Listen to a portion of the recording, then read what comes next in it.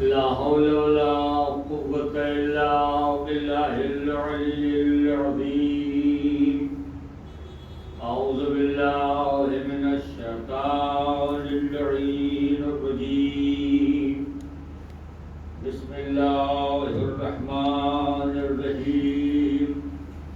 الحمد لله رب العالمين والعاقبة لأهل التقوى واليقين والجنة للموحدين والنار للملحدين والصلاة والسلام على النبي الأمي العربي القرشي المكي المدني الهاشمي الطهير الطهاوي من السراب المبين والكوكب الدري صاحب الوقار والسكينة المدفون بأرض المدينة والعبد المؤيد ورسول المسدد المحمود الأحمد مولانا بالقاسم محمد. اللهم صل على محمد وآل محمد. آله الطيبين الطاهرين المعصومين المظلومين لا سيما على بقية الله الأعظم روحي وأرواحنا ولمقدم الفداء ولعنة الله على أعدائهم أجمعين من يومنا وإلى يوم الدين. أما بعد فقد قال الله سبحانه تبارك وتعالى في كتابه المجيد وفرقانه الحميد وقوله الحق وهو أصدق الصادقين. بسم الله الرحمن الرحيم. وما خلقت الجن والإنس إلا ليعبدون. صلوات اللهم صل على محمد وآل محمد. سلسلہ مجالس کی یہ آج ابتدائی اور پہلی مجلس ہے اور ہم نے آج کی اس مجلس کے لیے اس آیت مبارکہ کی تلاوت کی ہے. وہ قرآن مجید کی بڑی مشہور و معروف آیت ہے اور الحمدللہ یہ مجلسوں کا فیض ہے، اوپر شدا کی برکت ہے کہ یہاں پر مومنین کے ذہنوں میں فضائل اہل بیت علیہ السلام سے وابستہ بہت سی حدیثیں محفوظ رہتی ہیں. وہیں پر ان مجلسوں کے صدقے میں مومنین کے ذہنوں میں قرآن مجید کی بہت سی آیتیں محفوظ رہتی ہیں اور یقین یعنی یہ سب صدقہ اس فرش مجلس کا. میں اکثر کہتا ہوں، آج بھی کہوں گا، اس فرش اعظم کے توفیل میں جتنی معلومات آج ہمارے یہاں عوام کو حاصل ہے اتنی معلومات ان کے امام کو حاصل ہے. شاید کوئی ایسا مومن ہو جس کے ذہن میں آیت محفوظ نہ ہو، اور اگر آیت محفوظ نہ ہوگی تو ترجمے کی حد تک بات ضرور محفوظ ہوگی. اللہ اس آیت میں مقصد تخلیق جنس بیان کر رہا ہے اور ارشاد یہ فرما رہا ہے کہ ہم نے نہیں خلق کیا اور نہیں پیدا کیا انسانوں کو جنوں کو مگر ہی قدر کوئی مقصد اور کوئی ہدف ہے تو صرف اور صرف عبادت ہے. یعنی اللہ نے تخلیق جن و انس کا مقصد یہ بیان کیا کہ ہم نے تمہیں نہیں پیدا کیا، لیکن اگر کوئی مقصد ہے تو وہ صرف اور صرف عبادت ہے. اگر آپ قرآن فہمی کا ذوق و شوق رکھتے ہو تو آپ کو معلوم ہوگا کہ قرآن مجید میں اللہ نے ان تمام کائنات میں جن چیزوں کو خلق کیا ہے ان کے خلق کرنے کا مقصد بیان فرمایا ہے اور کل ملا کے مجموعی طور پر یہ کہہ دیا جائے کہ اللہ نے فرمایا کہ ہم نے اس کائنات میں جو کچھ خلق کیا ہے اے میرے بندے سب تیرے لیے خلق کیا ہے. اکثر لوگ پوچھتے ہیں بھائی اس کی خلقت کا مقصد کیا ہے، اس کا مقصد کیا ہے. بہت مشہور واقعہ ہے کہ جناب موسیٰ اللہ کے نبی ہیں اور پیغمبر ہیں اور گھر میں بیٹھے ہوئے دسترخوان بچھا ہوا کھانا کھا رہے ہیں. یہ جناب موسیٰ ہیں جن کے لیے اکثر لوگ کہتے ہیں بڑے جلالی تو بڑے غصے ور تھے. یہ سب غصے کی نسبت دینا کسی نبی کی طرف سمجھتا ہوں درست نہیں ہے، اس لیے غصہ حرام ہے اور اللہ کسی نبی کو غضب و غصے والا بنا دے یہ بات درست نہیں. تو لکھا ہے کہ وہ کھانا کھا رہے تھے گھر میں دسترخوان بچھائے ہوئے اور ایک چھپکلی اوپر سے گری. دسترخوان پر اور وہ عبور کرتی ہوئی تھوڑی دور جا کے کھڑی ہوگی. تو اللہ نے جناب موسیٰ نے اللہ سے کہا یا اللہ اگر تو اس چھپکلی کو نہ خلق کرتا تو کیا تیرے خدائی پہ فرق پڑ جاتا؟ یہ اللہ سے جناب موسیٰ نے کہا یا اللہ اگر تو اس چھپکلی کو نہ پیدا کرتا تو کیا تیرے خدائی پہ فرق پڑ جاتا؟ تو اللہ نے موسیٰ نے کہا موسیٰ یہی بات تو چھپکلی مجھ سے پوچھ رہی ہے، یہی سوال تو چھپکلی مجھ سے کر رہی ہے اللہ اگر تو موسیٰ کو خلق نہ کرتا تو کیا تیرے خدائی پہ فرق پڑ جاتا ہے. سوال پڑھیے بابا جی اللہم صلی علی محمد و آل محمد. واقعہ آپ کو کیوں سنائی؟ اس لیے سنایا کہ آپ میری بات میں یقین کر لیں کہ اللہ نے کسی چیز کو بغیر سبب اور بلا وجہ اس کائنات نہیں پیدا کیا. پوچھا گیا چھٹے امام محمد جعفر صادق علیہ السلام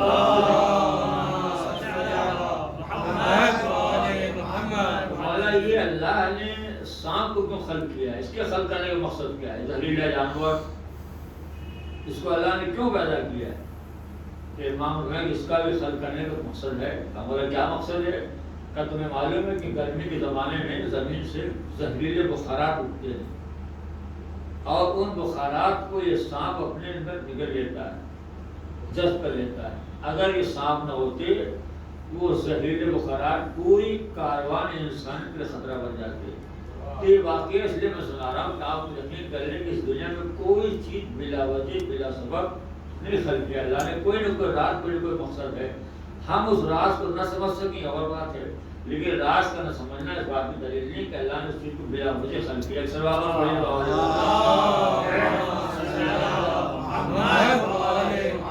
تو کوئی نہ کوئی مقصد کوئی نہ کوئی سبب ہے.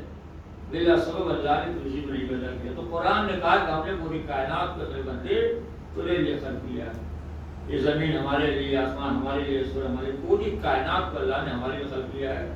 تو جب کائنات کو اللہ نے ہمارے لیے بنایا تو ہمیں چاہیے کہ ہم اپنے آپ سے پوچھیں کہ اللہ نے ہمیں کس لیے بنایا. بھائی پوری کائنات کو اللہ نے بنایا آپ کے لیے، تو آپ کو اپنے آپ سے سوال کرنا چاہیے پھر اللہ نے ہمیں کیوں خلق کیا. تو اللہ نے بتا دیا دیکھو ہم نے پوری کائنات بنائی تمہارے لیے، تمہیں خلق کیا اپنے لیے. سلوات پڑھیے بابا.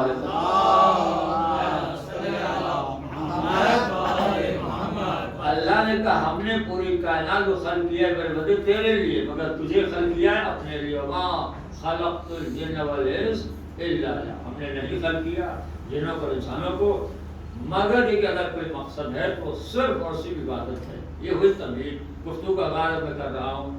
اللہ نے فرمایا کہ ہم نے نہیں خلق کیا تمہیں مگر ایک عبادت کے لیے. تو سوال یہ کہ جب مقصد تخلیق عبادت ہے تو عبادتیں مختصر کیوں ہیں؟ نماز پورے دن میں 5 وقت، روزہ سال بھر میں 1 مہینہ، حج پوری عمر میں 1 مرتبہ، زکوٰۃ سال بھر میں 1 مرتبہ، خون سال بھر میں 1 مرتبہ. ایک طرف تو اللہ یہ کہا کہ ہم نے نہیں خلق کیا تمہیں مگر ایک عبادت کے لیے. تو سوال ہے جب مقصد عبادت ہے تو عبادتیں اتنی مختصر کیوں ہیں؟ تھوڑا جاگے. اللہ نے کہا ہم نے تمہیں نہیں پیدا کیا مگر ایک عبادت کے لیے. تو پھر سوال ہے کہ جب عبادت مقصد ہے تو عبادتیں مختصر کیوں ہیں؟ نماز پورے دن میں ہمارے مسجد 5 وقت، روزہ پورے سال میں 1 مہینہ، حج پورے عمر میں 1 مرتبہ، زکوٰۃ سال بھر میں 1 مرتبہ، خون سال بھر. اور کہہ کیا رہا ہم نے نہیں خلق کیا تمہیں مگر ایک عبادت. جب عبادت کے لیے خلق کیا ہے تو یہ اللہ عبادتیں مختصر کیوں ہیں؟ تو جب یہ آواز ہے کہ ہم نے کب تم سے کہا عبادت مختصر ہے، اللہ یہ میں دیکھ رہا ہوں کہ ہمارے نبی سے پوچھو کہ عبادت کیا ہے. اور لے کہ یار اے میرے اللہ کے نبی بتائیے اللہ تعالیٰ کہ ہم نے نہیں خلق کیا تمہیں مگر کی عبادت کے لیے، کہ عبادت مختصر کیوں ہے؟ تو جب یہ آواز ہے کس نے کہا تم سے عبادت مختصر؟ اسی لیے میں نے کہا ذکر علی عبادت صلوات علیہ حوالے والا.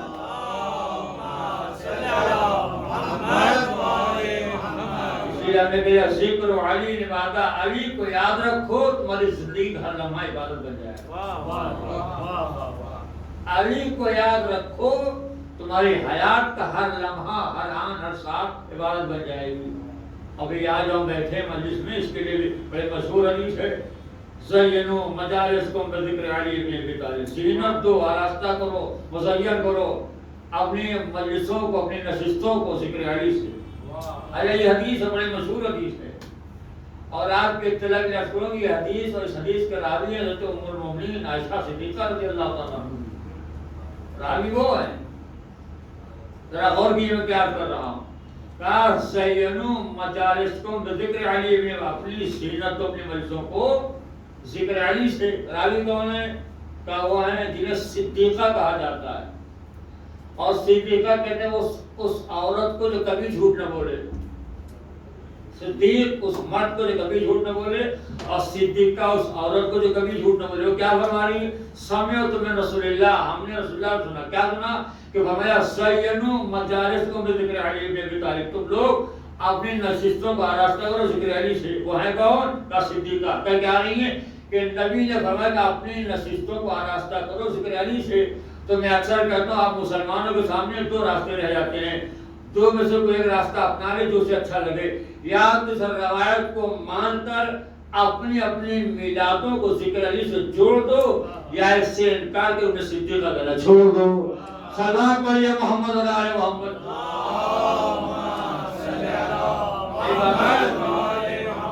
تو سمجھ گیا، سلام اور پڑھے بابا یہ والا۔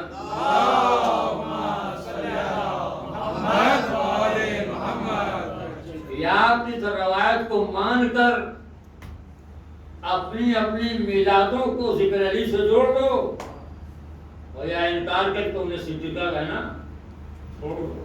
تو کیا فرمانی حضور نے کہا؟ کیا کہا؟ کہ اپنی نشستوں کو آراستہ کرو۔ اچھا عجیب معاملہ ہے، گرامر کے اعتبار سے زینوا صیغہ ہے امر کا، گرامر کے اعتبار سے زینوا یہ صیغہ ہے امر کا، زینت تو، یا جملہ بدل دوں، جس صیغے میں اللہ نے قرآن میں نماز کو واجب کیا، جن لفظوں میں اللہ نے قرآن میں زکوٰۃ کو واجب کیا، جن لفظوں میں قرآن میں اللہ نے روزے کو واجب کیا، انہی لفظوں میں سرکار دو عالم نے ذکر مولائے کائنات کو فرض کیا۔ صلوات اور پڑھیں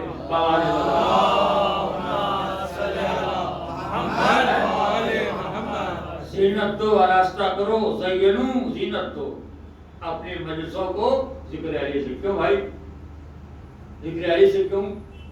ذکر آدم سے کیوں نہیں؟ ذکر نوح سے کیوں نہیں؟ ذکر مجھے عجیب معاملہ ہے۔ سرکار عالم نے کہا اپنی مجلسوں کا راستہ کرو ذکر علی سے۔ میں کہوں یا نبی اللہ، 1,24,000 انبیاء گزرے آپ کو لے کر۔ پہلے نبی جناب آدم ہیں، نبی بھی ہیں، خلیفہ بھی ہیں، اور موجود ملائکہ بھی ہیں۔ ان کے لیے کہہ دیتا زینوا مجالسکم بذکر آدم، تم لوگ راستہ کرو اپنی مجلسوں کو ذکر آدم سے۔ چلیے جناب آدم بھی نہیں کہا، جناب نوح آدم ثانی کہا جاتا ہے، بڑی لمبی زندگی پائی ہے، اور کیا آپ نے ان کے لیے کہہ دیتا زینوا مجالسکم بذکر نوح، تم لوگ اپنی مجلسوں کا راستہ کرو ذکر نوح سے، مگر نہیں جناب نوح کے لیے نہیں کہا۔ اچھا چلیے نہ آدم کے لیے نوح کے لیے، جناب موسیٰ نبی بھی ہیں، رسول بھی ہیں، ایک بڑے عجیب کو قریب انسان سے پالا پڑا ہوا جو کہہ رہا ہے انا ربکم الاعلی، میں تمہارا سب سے بڑا خدا ہوں۔ ان کے لیے کہہ دیا ہوتا زینوا مجالسکم بذکر موسیٰ، تم لوگ راستہ کرو اپنے مجلسوں کو ذکر موسیٰ سے، مگر جناب موسیٰ کے لیے نہیں کہا۔ چلیے جناب موسیٰ کے لیے نہ صحیح، جناب ابراہیم نبی ہیں، رسول ہیں، خلیل ہیں، امام بھی ہیں، ان کے لیے کہہ دیا تھا زینوا مجالسکم بذکر ابراہیم، تم لوگ اپنے مجلسوں کا راستہ کرو ذکر ابراہیم سے، جناب ابراہیم بھی نہیں کہا۔ چلیے جناب عیسیٰ نبی ہیں، اور صلوات پڑھیے بابا بلند،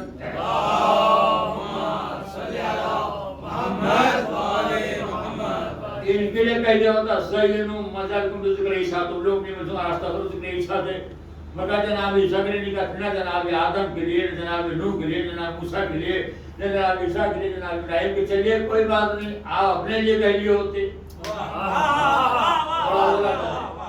زینوا مجالسکم بذکر محمد، تم لوگ راستہ کرو اپنی مجلسوں کو ذکر محمد سے، مگر سرکار دو عالم نے اپنے لیے بھی نہیں کہا۔ یا اللہ کہ رسول اللہ بات سمجھ نہیں آ رہی ہے، نہ آپ نے آدم کے لیے کہا، نہ نوح کے لیے کہا، نہ موسیٰ کے لیے کہا، نہ عیسیٰ کے لیے کہا، نہ آپ نے اپنے لیے کہا تو زبانی کے لیے۔ راز کیا تھا جب میں آواز آئے کہ ہمیں بات ہے کہ تم کس کس کا ذکر کرتے، تم کس کے کا تذکرہ کرتے، آدم کو کرتے کہ نوح کو کرتے کہ موسیٰ کرتے کہ عیسیٰ کرتے کہ میرا کرتے؟ ہم نے تمہیں ایک آسان نسخہ بتا دیا ہے، تم ذکر علی کرو گے ذکر آدم بھی ہو جائے گا، ذکر نوح بھی ہو جائے گا۔ صلوات پڑھیے محمد علیہ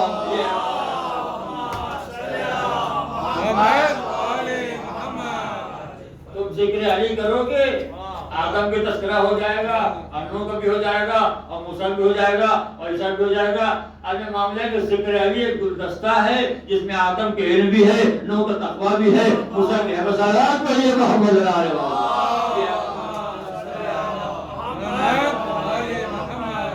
اسی لیے کہا زینو مجال الذکر، تم لوگ اپنے آپ میں سے آراستہ کرو ذکر علی سے۔ کیوں؟ یہ ذکر علی کا ذکر نہیں، میرا ذکر ہے، اور میرا بھی تذکرہ میرا نہیں، اللہ کا تذکرہ ہے، اور اللہ ہی کے تذکرے کا دوسرا نام عبادت ہے۔ اب ذرا غور کریں، اکثر لوگ بھی جاتے ہیں بھئی کیا معاملہ ہے آپ کو کہ جب موقع مل گیا، جب مائک مل گیا، جب مجمع مل گیا، آپ فضائل میں ذکر علی کرتے ہیں اور مسائل میں ذکر امام حسین کرتے ہیں۔ آپ کے مجلسوں میں ذکر امام حسین بہت ہوتا ہے، جبکہ بہت سے اور بھی گزرے ہیں صالحین، ان کا تذکرہ نہیں ہوتا۔ کیا معاملہ ہے کہ ذکر حسین زیادہ ہوتا ہے؟ یہ بھی اکثر بچوں سوال ہوتا ہے کہ آپ کے یہاں ذکر امام حسین زیادہ ہوتا ہے، سبب کیا ہے؟ کسی اور کا تذکرہ اتنا کیوں نہیں ہوتا؟ تو ہم نے کہا اس کا بھی جواب قرآن موجود ہے۔ کہا قرآن میں کہاں ہے؟ میں نے کہا نہ نظر آئے، یہ آپ کا اپنا قصور ہے، اپنا قرآن میں ہے۔ کہاں لکھا؟ ہم نے کہا مجھے قرآن میں کتنے نبیوں کا تذکرہ ہے؟ کہا 24 یا 25 نبیوں کا۔ ہم نے کہا ان 25 نبیوں میں وہ کون سے نبی جن کا زیادہ تذکرہ اللہ نے کیا ہے؟ تو کہا وہ تو 2 ہیں۔ کون کون؟ کہا جناب موسیٰ اور جناب ابراہیم، 2 تو نبی ہیں بھائی۔ 25 نبیوں کا تذکرے میں 2 نبیوں کا تذکرہ زیادہ ہے، ایک جناب موسیٰ اور ایک جناب ابراہیم۔ کیوں بھائی کیا معاملہ ہے؟ کیا آدم نبی نہیں تھے؟ کیا نوح نبی نہیں تھے؟ کیا حضرت عیسیٰ نبی نہیں تھے؟ کیا جناب اسماعیل نبی نہیں ہیں؟ ان کا تذکرہ زیادہ کیوں نہیں ہے؟ تو جب علماء نے پوچھا کیا معاملہ ہے کہ انہوں 2 کا تذکرہ زیادہ ہوا ہے، تو علماء نے یہ جواب دیا، اس کی وجہ یہ ہے کہ یہی 2 نبی ایسے تھے جو اپنے زمانے کے سب سے بڑی باطل طاقت سے ٹکرا گئے۔ یہی 2 نبی ایسے تھے جو اپنے زمانے کے سب سے بڑی باطل طاقت سے ٹکرا گئے۔ جناب موسیٰ ٹکرائے فرعون سے اور جناب ابراہیم ٹکرائے نمرود سے۔ تو 2 نبی ایسے گزرے جو اپنے زمانے کی سب سے بڑی باطل طاقت ٹکرائے، اسی لیے ان کا تذکرہ اللہ نے زیادہ کیا۔ تو معلوم یہ ہوا کہ جو اپنے زمانے کی باطل طاقت سے ٹکرا جائے اس کا تذکرہ زیادہ ہونا چاہیے۔ صلوات پڑھیے محمد علیہ۔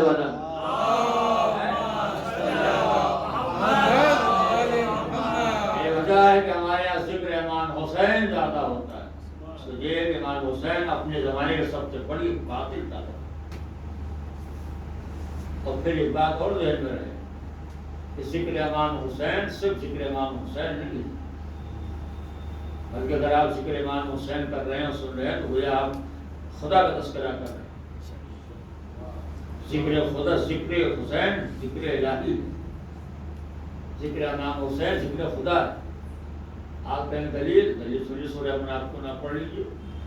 سورہ منافقون میں اللہ نے صاحبان ایمان سے خطاب کرتے ہوئے فرمایا کہ اے الذین آمنوا لا تلهکم اموالکم ولا اولادکم عن ذکر اللہ من یفعل ذلک فاولئک هم الخاسرون۔ یہ آیت ہے، اللہ فرما رہا ہے کہ ایمان لانے والوں خبردار میرے ذکر پر اولاد کو ترجیح نہ دینا۔ اگر تم نے میرے تذکرے پر اولاد کو ترجیح دی تو تم ہو گئے گھاٹا اٹھانے والوں میں سے۔ یہ آیت ہے، روایت نہیں ہے، اللہ کا کلام کی اللہ کا بیان نہیں ہے۔ غور کیجیے اس آیت پر، اللہ کا خطاب صاحبان ایمان سے، ایمان لانے والے خبردار میرے ذکر پر اولاد کو مت بڑھانا۔ اگر تم نے میرے ذکر پر اولاد کو بڑھا دیا تم ہو گئے گھاٹا اٹھانے والوں میں سے۔ یہ آیت کا اللہ منع کر رہا ہے۔ اور ہم نے اپنے آپ کو یہ منظر دیکھا مسجد نبوی میں کہ سرکار کے سجدے میں اور نواسا آ گیا۔ سرکار سجدے میں تھے اور کچھ میں نواسا آ گیا تو سرکار کے عالم نے 70 مرتبہ کہا سبحان ربی اعلیٰ و بحمدہ۔ اللہ کیا کر رہا ہے؟ خبردار میرے ذکر پر اولاد کو ترجیح نہ دینا۔ جب اولاد آ گئی تو سرکار کے عالم نے سجدے کو توڑ دے دیا اولاد کے لیے، اللہ منع کر رہا ہے۔ تو اب اس آیت کو لے کر ہمارے بڑے بھائیوں کے سامنے پھر وہی بات، 2 راستے رہ گئے ہیں۔ تو مجھے کوئی ایک راستہ چن لے جو سے اچھا لگے، یا تو ذکر امام حسین کو ذکر خدا مان لو یا سرکار کے عالم گھاٹا اٹھانے والوں میں سے مان لو۔ صلوات پڑھیے محمد علیہ وسلم۔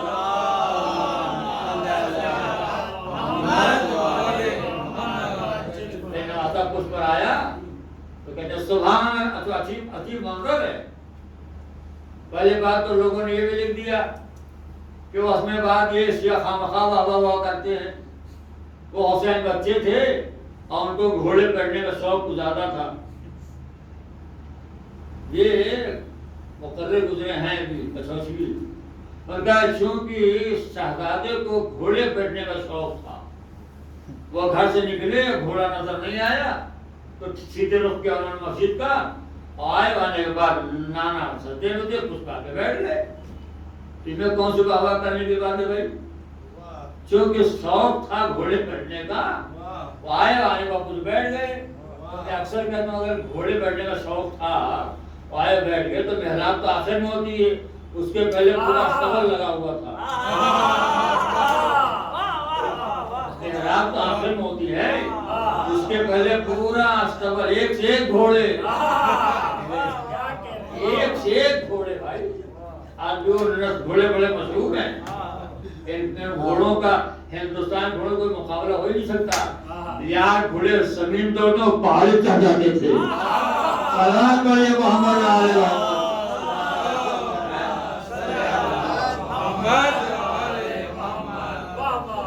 آئے ہو بیٹھ گئے۔ اب حضور سجدے میں ہے، نماز اب اس پر ہے، ادھر سبحان ربی الاعلی بحمدہ، توجہ رہے، کہا سبحان ربی الاعلی بحمدہ، ذہن کے نماز سے اترا نہیں اترا، کہا پھر سبحان ربی الاعلی بحمدہ، پھر ذہن کے نماز اترا نہیں اترا، پھر کہا سبحان ربی الاعلی بحمدہ، پھر ذہن کے نماز اترا نہیں اترا۔ 70 مرتبہ کہتے سبحان ربی الاعلی بحمدہ، 70 مرتبہ نبی کی دماغ و نواز کا۔ اس بات کو ہلکے میں لیجیے گا، سرکار سجدے میں ہے اور زبان کو ذکر الہی ہے اور تصور حسین بیٹھے ہیں، کہتے سبحان ربی الاعلی بحمدہ، دماغ اترا نہیں اترا، سبحان ربی الاعلی بحمدہ، تو زبان کو ذکر خدا اور ذہن میں نوازا۔ کیا میں پوچھ سکتا ہوں نماز میں شرط کیا ہے؟ کہ خضوع ہو، خشوع ہو، اگر اللہ خیال نہ آئے، اگر خیال آ گیا نماز فرض پڑ جائے گا۔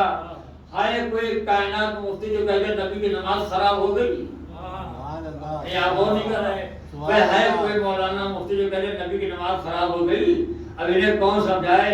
بعض مقامات ہوتا ہے کہ ہماری مجلسیں ہوتی ہیں اور ان کی نماز کا وقت ہوتا ہے تو کہتے ہیں مائک بند کر دو، تذکرہ بند کر دو، کیوں کہ ہماری نماز خراب ہو جاتی ہے۔ اب ان جاہلوں کو کون سمجھائے بھیا؟ جب تصور حسین سے نبی کی نماز خراب نہ ہوئی تو ذکر حسین سے آپ کی نماز کیسے؟ سلام پر محمد علیہ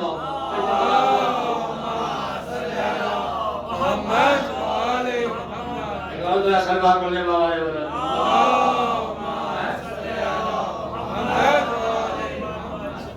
نوازا ہے سبحان ربی الاعلی، سبحان ربی الاعلی۔ یہ حسین جن کے لیے حضور نے خود فرمایا حسین منی وانا، حسین میرا مجھ سے اور میں حسین سے، بہت بلانے والا ہے۔ ہاں حسین الفارغ، اس لیے حسین سے پہچانو، یہ میرا حسین، اسے پہچانو۔ اور حدیث یہ مکمل نہیں ہوتی ہے تو جملے اور جو لوگ نہیں پڑھتے، ہاں حسین فارقو ہو وفضلو ہو وفنصرو ہو، اس کی فضیلت کو سمجھو اور اس کی مدد بھی کرنا۔ تین جملے، یہ حسین سے پہچانو، اس کی فضیلت کو سمجھو اور اس کی مدد بھی کرنا۔ بعض علماء کہتے ہیں تین جملے نہیں بلکہ حضور نے مکمل مجلس پڑھی ہے۔ بھائی مجلسوں میں کیا ہوتا ہے؟ ایک تمہید ہوتی ہے، فضائل ہوتا ہے، مصائب ہوتا ہے۔ حاضرہ حسین فارقو یہ تمہید مجلس، فضلو یہ فضائل مجلس، فنصرو یہ مسائل مجلس۔ سلوات پڑھیے بابا علیہ وسلم۔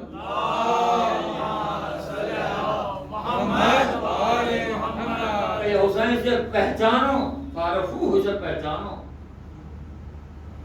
اللہ کا رسول اسے پہچانو۔ اب کوئی لوگ پیدا ہو گئے جو کہتے ہیں انہیں کوئی پہچان ہی نہیں سکتا، یہ بھی عجیب مسئلہ ہے۔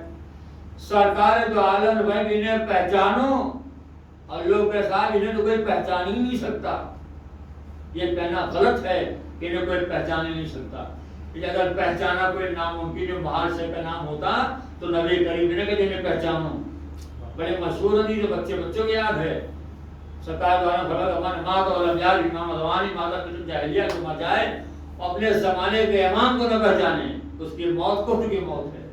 تو وہ تو کرے اگر نہ پہچانے اور مر گئے تو کافر مرے. آپ ہمیں کوئی انہیں پہچان ہی نہیں سکتا. تو یہ کہنا کوئی انہیں پہچان نہیں سکتا یہ میرے حساب سے غلط ہے. اس لیے کہ بار بار کہ انہیں پہچانو آپ انہیں کوئی پہچان نہیں سکتا. تو اگر کوئی مہان شے کا نام ہوتا معرفت پہچاننا تو نبی کیوں کہتے ہیں نہیں پہچانو. ہمارے علم کلام میں جملہ بڑا مشہور ہے کہ اوامر الہیہ محالات سے متعلق نہیں ہوتے. یعنی اللہ اپنے بندے کسی ایسی بات کا حکم ہی نہیں دے گا تو اس کی وسعت سے باہر ہو. اسی بات کو لیا جائے جو کر سکتا ہو. تکلیف ہمارے بتا ہے ہی نہیں. تو اللہ کا نام رسول اللہ نے پہچانو اگر کوئی پہچان ہی نہیں سکتا تو یہ کہنا غلط ہے کہ کوئی انہیں پہچان نہیں سکتا. بلکہ میں تو اکثر بتاؤں پہچاننا ممکن شے کا نام ہے ناممکن شے کا نام نہیں ہے. بس زیادہ سے آپ یہ کہہ سکتے ہیں کہ اللہ اہل بیت کی معرفت کی دولت دیتا ہے مگر ضرب کی گنجائش کو دیکھ کر.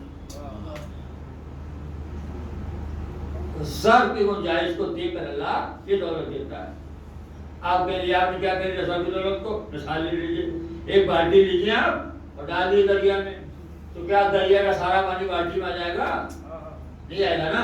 مگر جتنا گنجائش ہے اتنا پانی تو باہر آ جائے گا. ایک برتن لیجیے آپ ڈال دیجیے سمندر میں تو کیا آپ کے برتن میں سارا پانی سمندر آ جائے گا؟ بالکل نہیں آئے گا. مگر جتنا اس کا حد ہے گنجائش ہے اتنا پانی باہر آ جائے گا. یہی معاملہ ہے. آپ اپنے سر پہ محبت کو اہل بیت کے فضائل کے سمندر میں ڈال دیجیے جتنے گنجائش ہوگی اللہ اتنی دولت دے دے گا. ایک سلوات پڑھیے محمد علیہ محمد.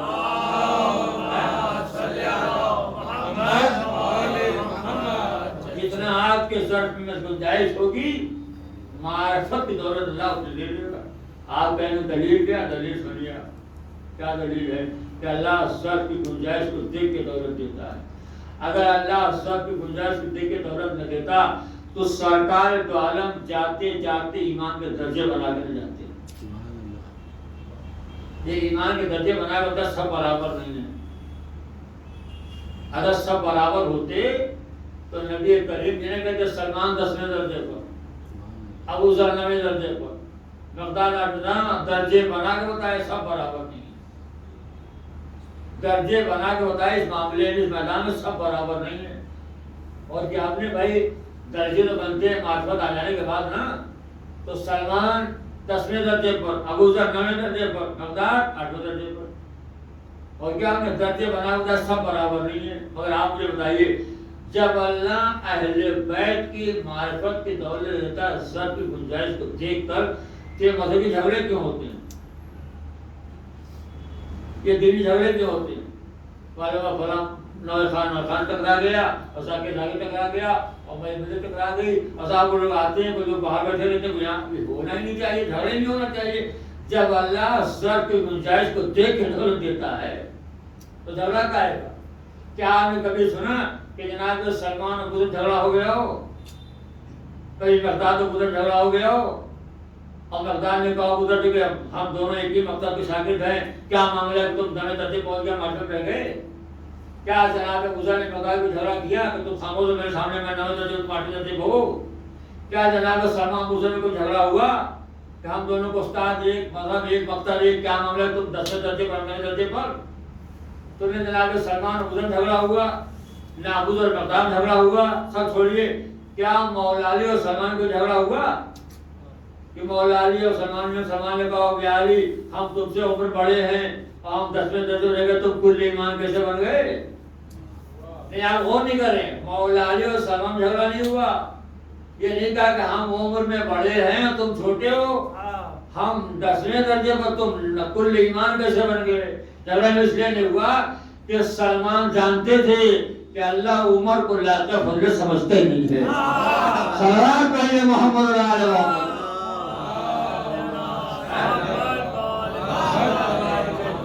اللہ نے ہم کو کبھی لانا یہ جھگڑا نہیں ہوا. تو نہ جناب سلمان ابو ذر جھگڑا ہوا نہ مولا علی اور جناب سلمان جھگڑا ہوا. سب چھوڑیے, ایک تھا جو مولا علی کے زمانے میں مولا علی برابر ہوتا رہا. ان بزرگوں کو جھگڑا نہیں ہوا. وہ ایک تھا مولا علی کے زمانے میں جو مولا علی برابر لڑتا رہا تو معلوم یہ ہوا کہ کم درجے والا زیادہ درجے والے نہیں لڑتا، زیادہ درجے والا کم درجے والے نہیں لڑتا، ہمیشہ درجے والا تو وہی لڑتا جس کا ایمان میں کوئی درجہ نہ ہو۔ صلوات پڑھیے محمد آل محمد۔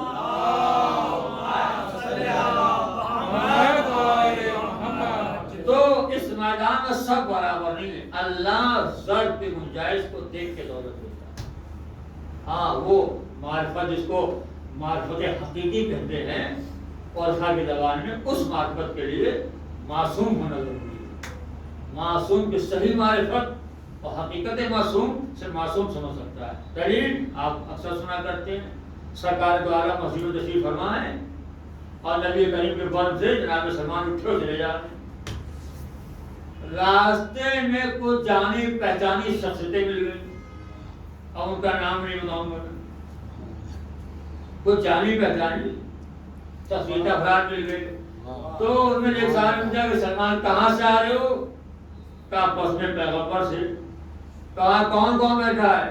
کہا وہ بھی بیٹھے ہیں اور وہ بھی بیٹھے ہیں اور وہ بھی بیٹھے ہیں اور وہ بھی بیٹھے ہوئے ہیں۔ وہ ایک ہے جو نبی سے بہت قریب ہو کے بیٹھا ہے، اسے میں نہیں پہچانتا کون ہے۔ ایک ہے جو نبی سے قریب ہو کے بیٹھا ہے، اسے میں نہیں پہچانتا وہ کون ہے۔ تو خیر سلمان نے بتا دیا، وہ لوگ سلمان اپنے راستے سے آئے اور پیغمبر نے کیا دیکھا کہ یہ بھی بیٹھے ہیں، سلمان ان کا نام لیا، وہ بھی بیٹھے ان کا بھی نام لیا، یہ بیٹھے ان کا بھی نام لیا، مگر یہ جو قریب ہو کے بیٹھا ہے یہ تو علی ہے، کیا سلمان علی کو نہیں پہچانتے؟ تو کہا یا نبی اللہ آپ بڑی تعریف کرتے ہیں سلمان کی۔ کہا وہ ہیں یار کی تعریف؟ کہا مگر ابھی بھی جھوٹ بول دیا انہوں نے۔ کہا کیا ہوا؟ کہا میں نے پوچھا کہاں سے آ رہے ہو؟ کہا میں پیغمبر سے۔ میں نے پوچھا کون کون بیٹھا ہے؟ تو نے سب کا نام لیا اور کہا کہ ایک صاحب بیٹھے ہوئے جو نبی بہت قریب انہیں میں نہیں پہچانتا، تو علی ہے، کیا سلمان علی کو نہیں پہچانتے؟ تو حضور نے کہا بات سلمان کی ہے، سلمانی بہتر جواب دے سکتے ہیں۔ ایک کہا تھوڑی دیر بعد سلمان آ گئے، سلام کیا، حضور نے کہا سلمان جا رہا ہو علی بھائی۔ کہا یہ کچھ لوگ جو سے ناراض ہیں، اب یہ جملے اگر آپ نہ بولے تو مجھے شکوا ہوگا، کہ یہ کچھ لوگ جو آپ سے ناراض ہیں، سلمان ان کے چہروں کو دیکھا اور کہا اللہ کی ویسے تو راضی آپ سے بھی نہیں ہے۔ صلوات پڑھیے محمد آل محمد۔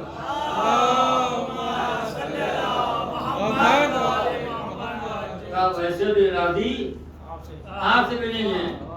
کہنے میں پوچھا کون کون بیٹھا، تم نے ہر ایک کا نام لیا اور کہا ایک صاحب جو بہت قریب ہو کے بیٹھے ہیں تو علی ہے، کیا تم علی کو نہیں پہچانتے؟ تو جناب سلمان نے کہا اللہ کے نبی میں علی کو جانتا تو ہوں، پہچانتا نہیں۔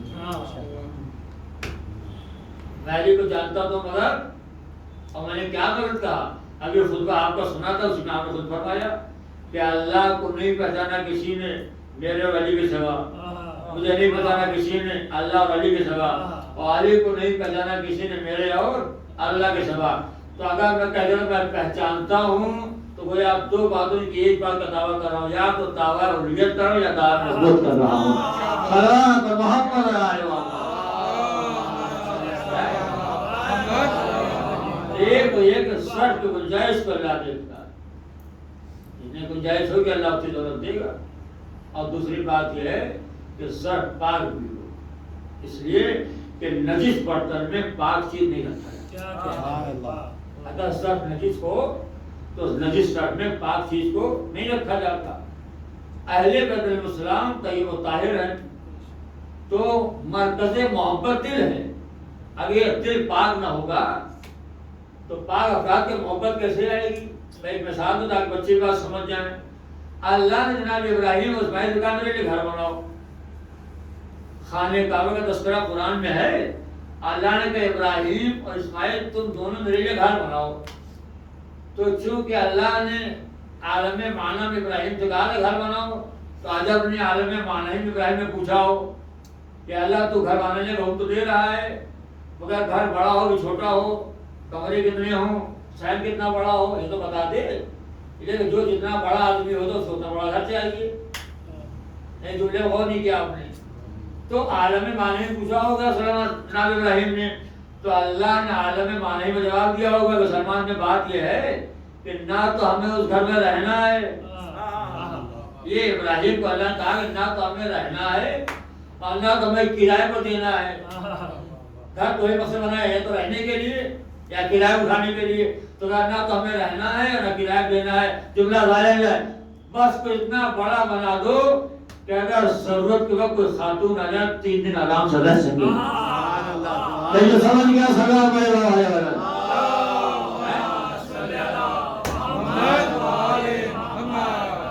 بس کو اتنا بڑا بنا دو کہ اگر ضرورت پہ کوئی خاتون آ جائے تو 2-3 دن آرام سے رہ سکیں. تو ابراہیم اسماعیل نے گھر بنا دیا. اور جب بن گیا تو کہا اللہ ہم نے گھر بنانے سے قبول کر لے. تو اللہ نے گھر تم نے بڑا اچھا بنایا, بہت اچھا بنایا, لیکن گھر بنانے کے بعد تمہاری ذمہ داری کم نہیں ہو گئی. نہیں تو کہنا تھا مجھے بلکہ طہر بیتی میرے گھر کو پاک رکھو. بنایا بہت اچھا کیا, مگر بنانے کے بعد تمہاری ذمہ داری بڑھ گئی. میرے گھر کو پاک رکھو. عجیب مسئلہ ہے. اللہ نے گھر کے طہارت کی ذمہ داری اللہ نے ابراہیم کے حوالے کر دی اور گھر والوں کی طہارت ذمہ داری خود لے لی. گھر کو تم پاک رکھو اور گھر والوں کو میں پاک رکھوں. سلام پڑھیے محمد علی محمد پہ.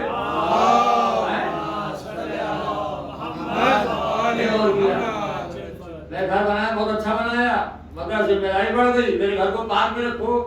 یا اللہ تو نے طہارت بیت کو حکم کیوں دیا؟ کہے کہ تاکہ تمہیں معلوم ہو جائے جب گھر اتنا پاک ہے تو آنے والا کتنا پاک ہوگا. صلوات محمد علیہ وسلم.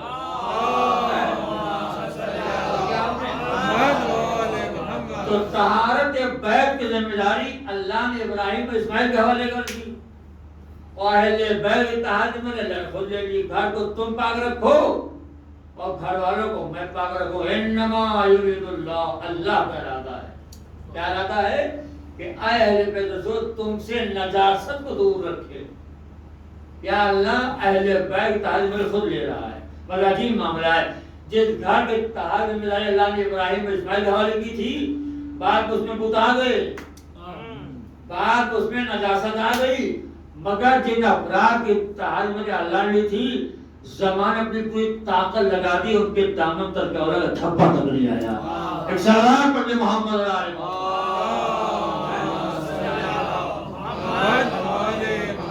اہل بیت کا مقام مطلب اللہ فرمانا ہم نے کہ تم سے رزق دوں گا اور تمہیں پاک و پاکیزہ رکھو اسی طرح جیسا پاک رکھنے کا حق.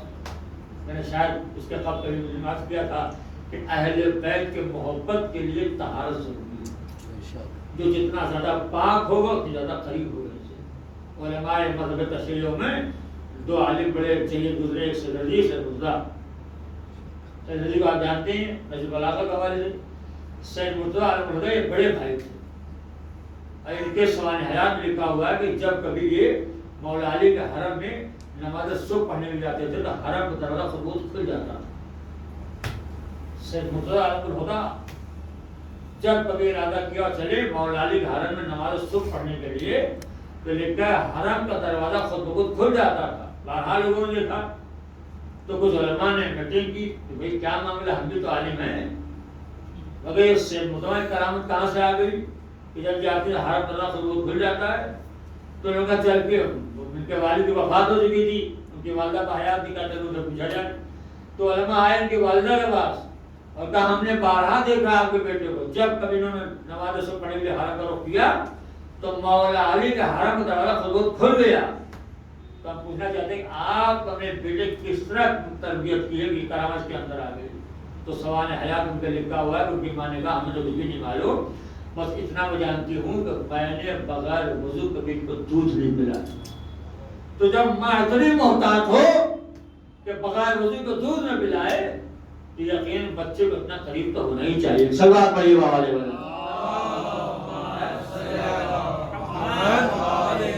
یہ میں اس زمانے کی ماں کی بات کر رہا ہوں, اس زمانے کی, آج کے دور کے ماں کی بات نہیں کر رہا ہوں. اس زمانے کے مائیں بچوں کو لوریے میں قرآن کی آیتیں سناتی تھی.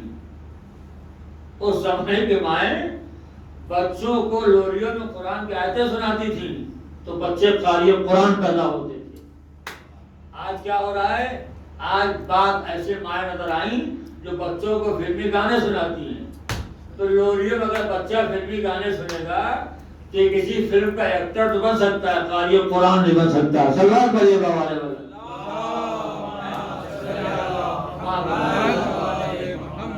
تو یہ ہے ماں سے مسئلہ ہوتا ہے ان کا ہم نے بغیر وضو کے دودھ نہیں پلایا. تو اگر قربت اہل بیت چاہتے ہوں، محبت اہل بیت چاہتے ہوں تو اپنے آپ کو ہر اعتبار سے پاک رکھیے. اور سب سے بڑا معاملہ یہ آج کھانے پینے میں احتیاط نہیں کرتے، جہاں چاہتے ہیں وہاں کھا لیتے ہیں. نا کافر کیا کھائیے گا اثر پڑے گا، مسلمان کیا کھائیے گا اثر پڑے گا، مومن کیا کھائیے گا اثر پڑے گا. کیا اثر پڑے گا؟ وہ آپ کو معلوم ہے جب لقمہ حرام جاتا ہے، لقمہ نجس جاتا ہے تو انسان کے نظام حیات بدل جاتا ہے. تو اگر کافر کیا کھائیے گا اس کا اثر پڑے گا. جو جملہ شہر میں موت ہو جائے جب ہر لقمہ اثر ڈالتا ہے تو اگر کافر کیا کھائیے گا اس کا اثر پڑے گا. کتنے پاک تو لقمے جو سرکار جناب ابو طالب کیا کھائے، کتنے طیب تو لقمے جو نبی نے جناب ابو طالب آپ جو بیٹی پیدا ہوئی فاطمہ جیسی. سلمان پڑھیے محمد علیہ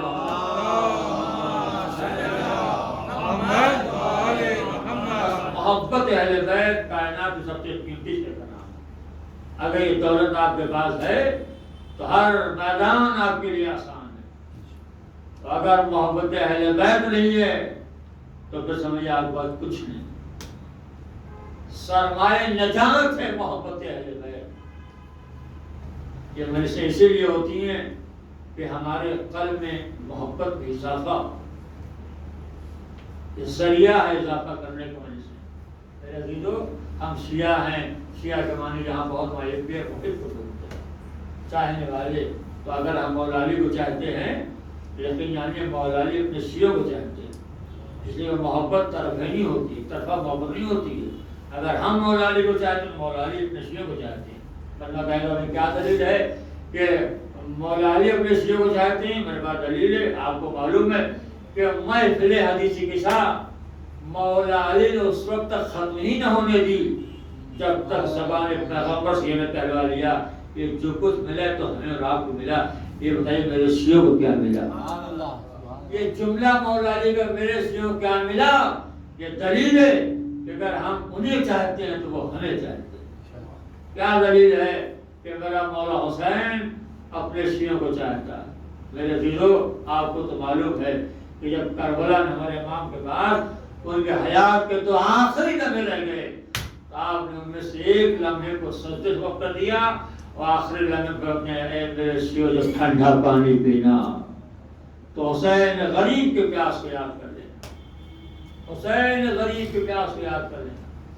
میرے عزیزو مجھے نہیں معلوم کہ آج رشید بھائی نے مرثیہ کس کا پڑھا تھا، لیکن اتنا ضرور مجھے معلوم کہ مصائب جو بھی پڑھا جائے مصائب ہی کے دن ہیں. مولا چوتھے امام مدینے میں ہیں اور آپ کے چاہنے والا جن کا نام منہال ہے کوفے کے رہنے والے آئے امام کے پاس. آنے کے بعد امام کو سلام کیا. امام نے جواب سلام دیا. یا منہال کہاں سے آئے ہو؟ کہا مولا میں مکے سے آ رہا ہوں. کہا مکے کہاں سے آئے تھے؟ کہا مولا میں کوفے سے. اچھا کوفے کے رہنے والے ہو؟ کہا مولا. جب پوچھا ہاں کوفے میں رہنے والا ہوں تو امام نے کہا اور بتاؤ مختار کیا کر رہے ہیں؟ تو جناب ملحان نے کہا کہ مولا آپ کے بابا کے دشمنوں کو چن چن کے قتل کر رہے ہیں. تو امام نے کہا ملحان اتنا اور بتا دی کیا ہرملہ گرفتار ہوا؟ یہ جملہ میں نے پڑھا آپ کے آنکھوں میں آنسو آ گیا. آپ سے کہیں زیادہ بلند آواز سے ملحان روئے. کہا مولا کیا بات ہے کہ آپ ایک خاص قاتل بارے پوچھ رہے ہیں؟ آپ نے اپنے پاپا قاتل بارے کیوں نہیں پوچھا؟ آپ نے چچا قاتل بارے کیوں نہیں پوچھا؟ آپ نے بھائی علی اکبر قاتل کیوں نہیں پوچھا؟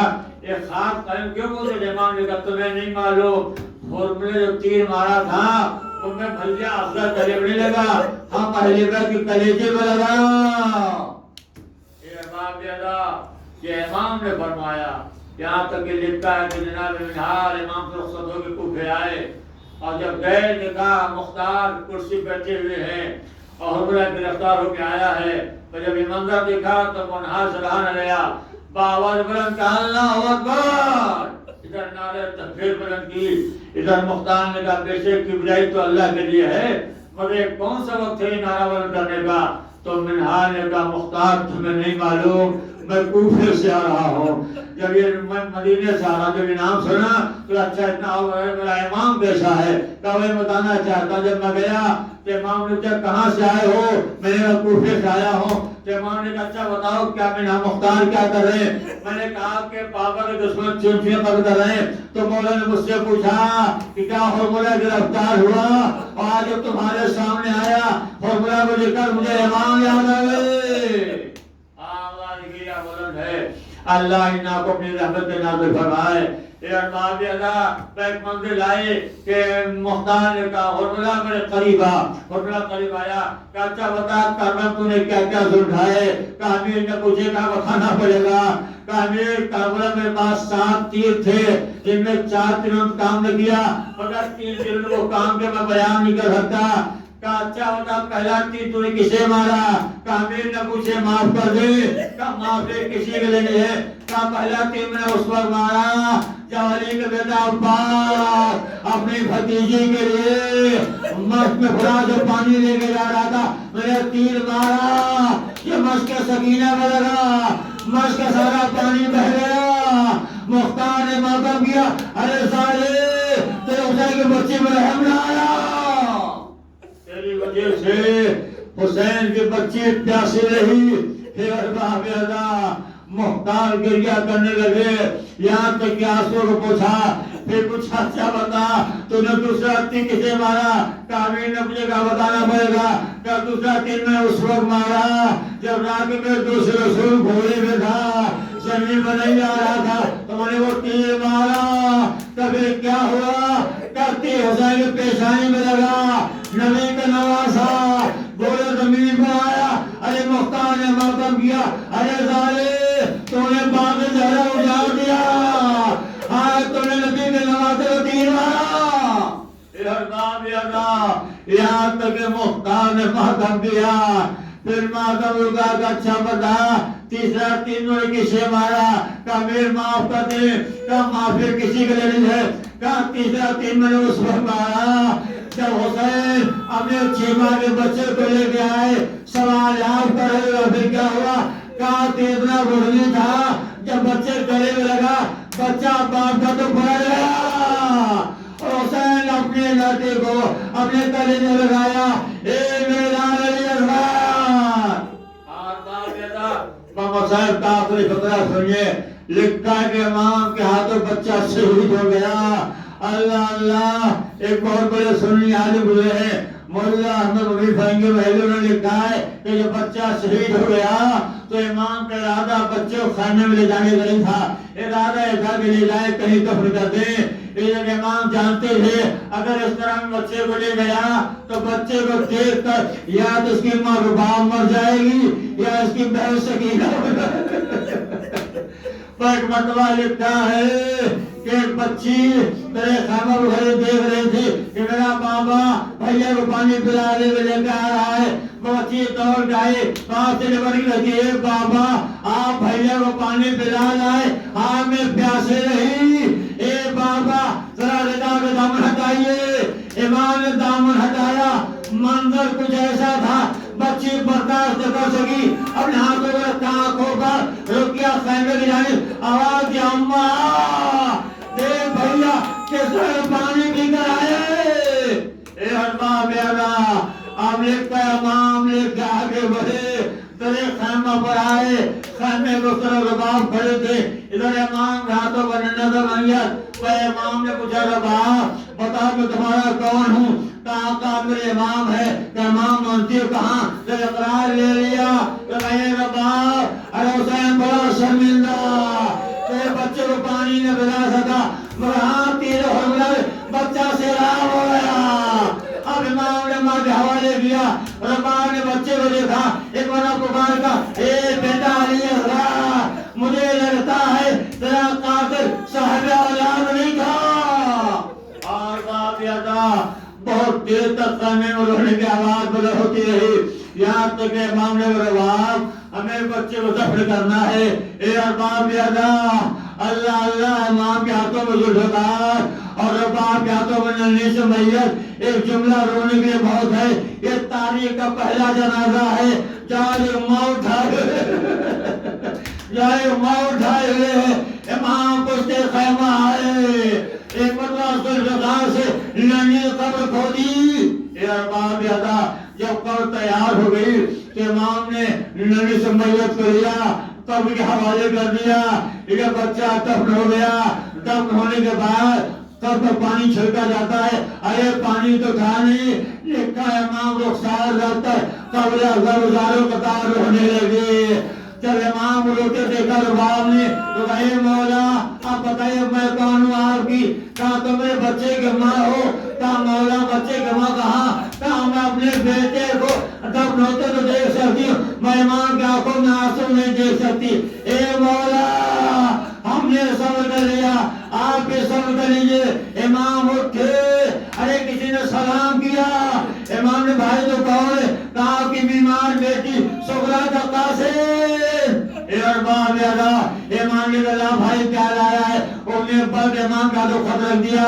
امام نے بیمار بے خط کو چاہ کیا, لیکن پھٹے جاتے تھے روتے جاتے تھے. میں امام نے خط کو لا کر رکھ دیا. کہا اے بیٹا تمہارے بہن سغرا نے تمہارے خط لکھا, انہیں میں مولا خدا اور ملا لاؤ. کہا اللہ. آج امام نے کھولا دیکھا ایک چھوٹا سا کرتا خط میں لکھا اے بابا میں نے اپنے بھیا کے لیے ایک کرتا سلا ہے. امام نے کہا وہ ڈال دیا. اے بیٹا علی اللہ تمہارے بہن سغرا نے تمہارے کرتا بھیجا. کہا جا قاسم میرے بیٹے کو سلام کہنا اور کہنا تیرا کفر مارا گیا, تیرا عسکر بھی مارا گیا. اے بیٹی اپنے باپ کا طلاق قبول کر. سالم الذین ظلموا ایہم لعنت اللہ الظالمین. تقبل منا انک انت السمیع العلیم. حسین